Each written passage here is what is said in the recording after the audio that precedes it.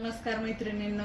तर आज मी तुम्हाला ब्लाऊज कटिंग दाखवणार आहे आणि एकाच कस्टमरचे किती ब्लाऊज शिवायला आले आणि एक कस्टमरचे किती जास्त ब्लाऊज शिवायला आल्यानंतर कशी कटिंग करायची तर ते मी आज तुमच्याशी शेअर करणार आहे. तर पूर्ण व्हिडिओ बघा तुम्ही. तर चला आपण आता ब्लाऊज कटिंग करूया. तर हे बघा ब्लाऊज आणि पूर्ण ब्लाऊज काठापदराचा आणि साडीवरचा आहे, कारण त्यांच्याकडे साखरपुडा आहे. तर मग त्याच्यासाठी साखरपुड्याची ब्लाऊज आहे हे.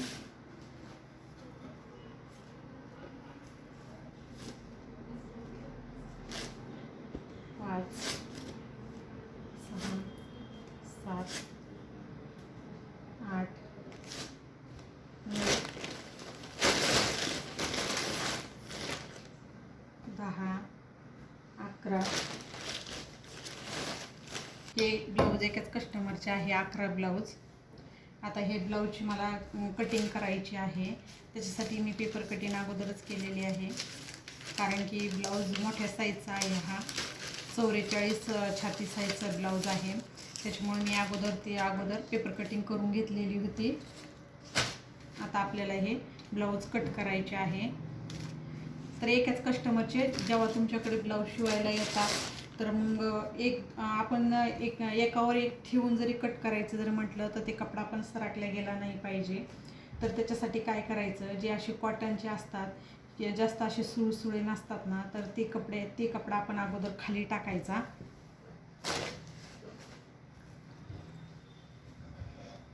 कारण की तो सरकला नाही गेला पाहिजे, म्हणून असा कपडा जो आहे तो कपडा आपण खाली त्याच्यावरती कट करताना आपण खाली टाकायचा.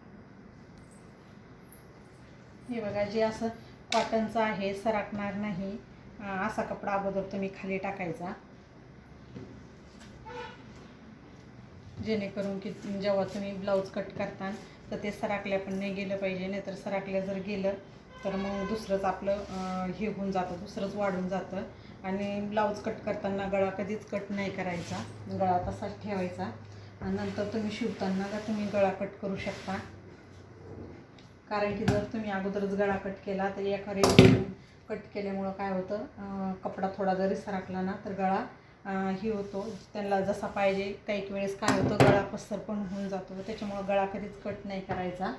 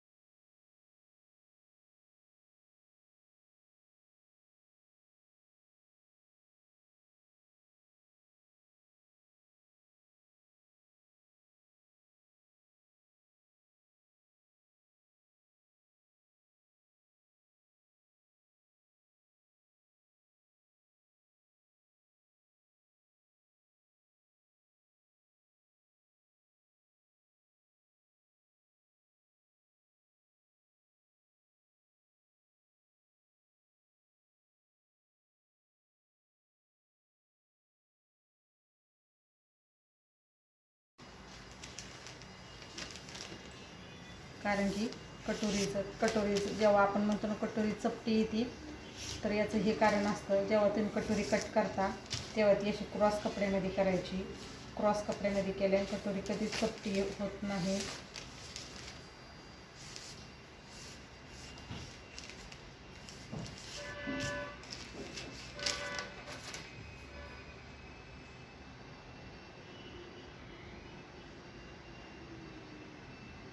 आता आपल्याला बाहीचा भाग जो आहे तो इथं टाकायचा. पण मी अगोदर हे कट करून घेते, नंतर बाहीचा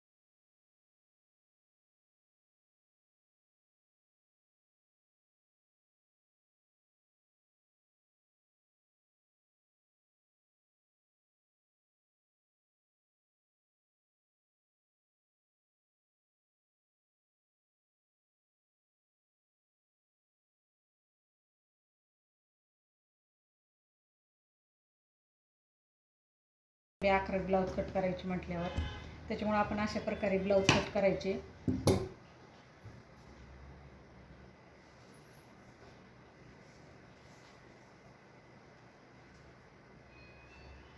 आता बाही कट करताना तुम्ही एक एक घेऊन जरी कट केलं तरी पण चालतं, किंवा एकावर एक ठेवून जरी कट केलं तरी पण चालतं.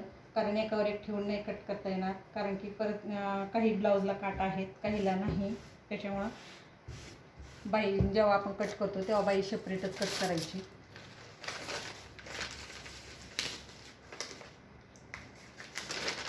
हे बघा, आता ह्या बाईला आहे ना दोन्ही साईडना आपल्याला जॉईंट लावावं लागणार आहे. दोन्ही साईडना जवळपास आपल्याला 4 ते 5 इंचाची जॉईंट मारावं लागणार आहे.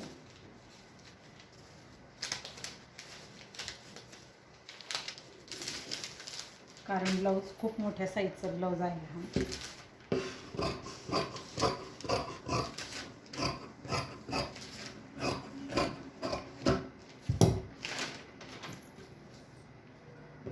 साईडची ही बाई होऊन गेली.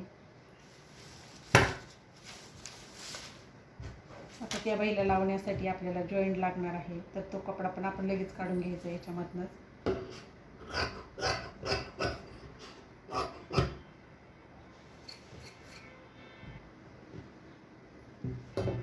ह्या कपड्यामध्ये आता हा कपडा इथं उरला, तर ह्या कपड्यामध्ये लगेच आपण काय करायचं, पाठीच्या पट्टीसाठी हा जो कपडा आहे तर तो आपला पाठीच्या पट्टीला यूज होणार आहे.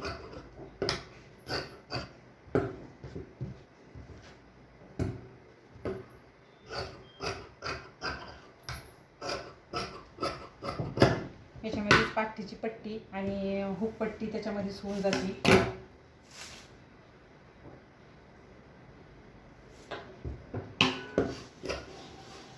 आणि याला जॉईंट करून याची आयपट्टी होती.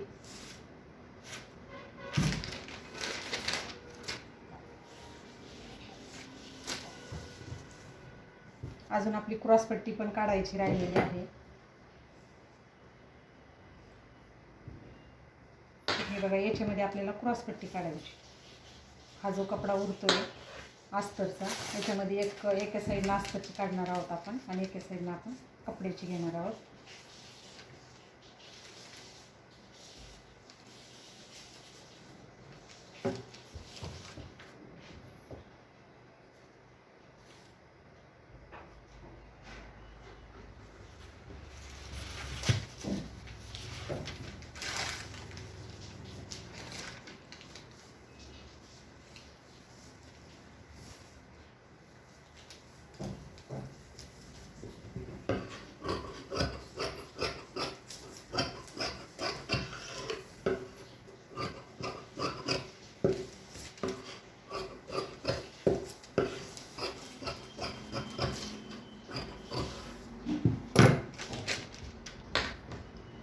हे बघा आपण क्रॉसपट्टी पण निघली.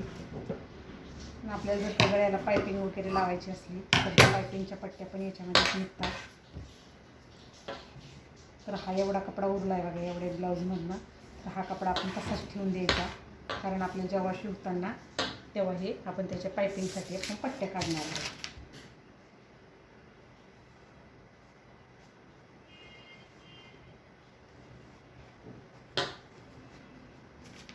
आता हे ब्लाऊज कट आपलं पूर्ण झालेलं आहे, त्याच्यामुळे याला आता असं याचा रोल करून असं याला बांधून ठेवायचं. तर चला, तर मी आता हे बाकीचे जे ब्लाऊज आहे ते पण कट करते. तर झाले बघा आपले हे ब्लाऊज कट करून. तर तुम्हाला माझा आजचा व्हिडिओ कसा वाटला ते मला कमेंटद्वारे कळवा. आणि जर का तुम्ही माझ्या चॅनलवरती नवीन असाल तर माझ्या चॅनलला सबस्क्राईब करा. माझा पूर्ण व्हिडिओ बघितल्याबद्दल धन्यवाद.